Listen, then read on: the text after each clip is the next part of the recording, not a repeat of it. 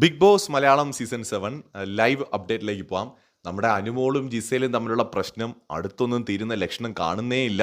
അനുമോളും വിടുന്നില്ല എന്ന് വെച്ചാൽ ജിസേൽ എവിടെയാണ് മേക്കപ്പ് സാധനങ്ങൾ സൂക്ഷിച്ചു വെച്ചിരിക്കുന്നതെന്ന് കണ്ടുപിടിച്ചിട്ടേ തന്നെ അടങ്ങൂ എന്ന് പറഞ്ഞിട്ട് ഡിക്റ്ററ്റീവ് അനുമോളായിട്ട് മാറിയിരിക്കുകയാണ്. അതായത് ജിസേലിൻ്റെ സംഭവം ചെയ്യുന്നത് ശരിയല്ല കേട്ടാ. ജിസേലിൻ്റെ പെട്ടി ഇടയ്ക്ക് പോയി പരിശോധിക്കുന്നൊക്കെ ഉണ്ട്. അതായത് അവരുടെ സാധനങ്ങൾ വെച്ചിരിക്കുന്ന ആ ഒരു ഡ്രോ ഉണ്ടല്ലോ, അത് പോയി തുറന്നൊക്കെ നോക്കുന്നൊക്കെ ഉണ്ട്.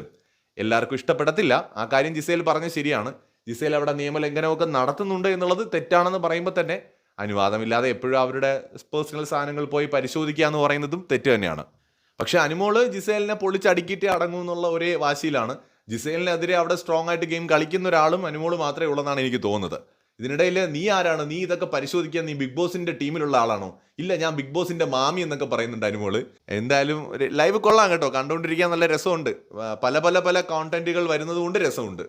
ഇങ്ങനെ പല ഭാഗത്തുള്ള ചർച്ചകളും പല വിഷയങ്ങളും ഒക്കെ ആയിട്ട്.